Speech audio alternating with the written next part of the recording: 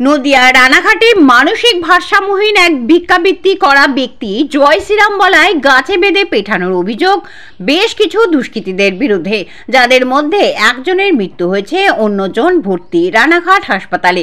প্রাক্তন সাংসদ বর্তমান বিজেপি প্রার্থী জগন্নাথ সরকার গেলেন রানাঘাট হাসপাতালে অসুস্থ ওই ব্যক্তিকে দেখতে।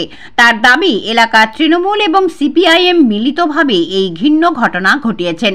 পুলিশের নিষ্ক্রিয়তায় তীব্র ধিক্কার জানিয়েছেন তিনি।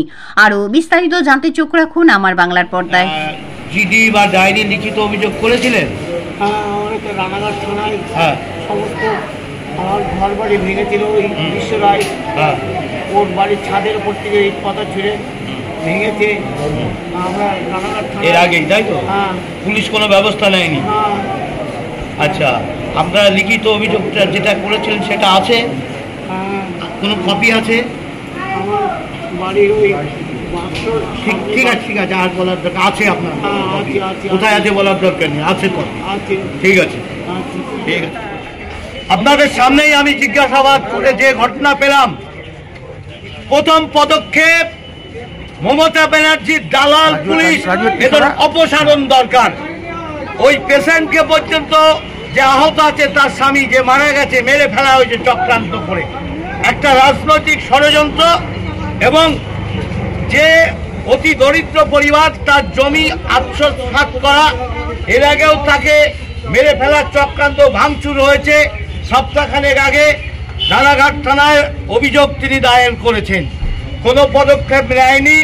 এরপর যারা মেরেছে তাদের মধ্যে মূল অপরাধীকে অপসারণ করে না দেখিয়ে এরা রাজনৈতিক চক্রান্ত করছে। এর সঙ্গে টোটালি মমতা ব্যানার্জির দলদাস পুলিশ জড়িয়ে রয়েছে। এখানে যে তথ্য চলে আসলো, যেখানে যে ধমকি পুলিশ অফিসার দিয়েছে, আমি তার সাসপেন্ড চাইছি। প্রথম পেশেন্টকে ধমকি দিয়ে ঘটনা চাপার চেষ্টা হয়েছে। এখানে যাদেরকে কেন্দ্র করে মারা হয়েছে, রবিআল শেখের ছেলে পেলে সহ আলাউদ্দিন মণ্ডল সহ আরও রয়েছে। এখানে রয়েছে তৃণমূল জোট এবং সিপিএম গঠন করে এই ঘটনা ঘটিয়েছে। ঝর্ণা বলে যে মহিলাটি মারপিটের সঙ্গে জড়িয়ে রয়েছে, সে লেফটিস্ট এবং তৃণমূল আঘাত করে, আমি যাদের নাম বললাম প্রত্যেকেই তৃণমূলের হারমাদ বাহিনীর লোক। তাই এইভাবে একটা নিরীহ পাগলা, তার মাথায় একটু ডিফেক্ট হতে পারে, সে জয় শ্রীরাম বলবে। মমতার রাজত্বে মমতা ব্যানার্জি নিজে জয় শ্রীরাম বললে তেরে যান এই বিজেপির বাচ্চা। আর তাই তাদের দলবল এইভাবে তাদের দুধেল গাই সহ যেভাবে রাজনৈতিক চক্রান্ত করে মারা হয়েছে, এটা চরমতম অপরাধ। এদের শাস্তি হওয়া উচিত।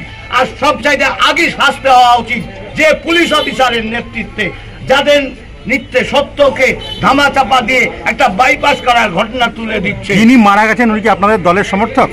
আমরা দেখুন, দলের সমর্থক অবশ্যই। তিনি জয় শ্রীরাম বলছেন, যেহেতু জয় শ্রীরাম মানে আজকে মানুষ জানে যে ভারতীয় জনতা পার্টির সমর্থক। সে মেন্টালি কিছুটা প্রবলেম তার ছিল, ভিক্ষাবৃত্তি করে খায় এটা, এবং তার হাজব্যান্ডও খুব দরিদ্র মানুষ। তাই দুজনাকে যেভাবে গাছে পিটে নির্মমভাবে পিটানো হয়েছে, এটা একমাত্র মমতা ব্যানার্জির নির্দেশ ছাড়া হয় না, পরিকল্পিত খুন এটা।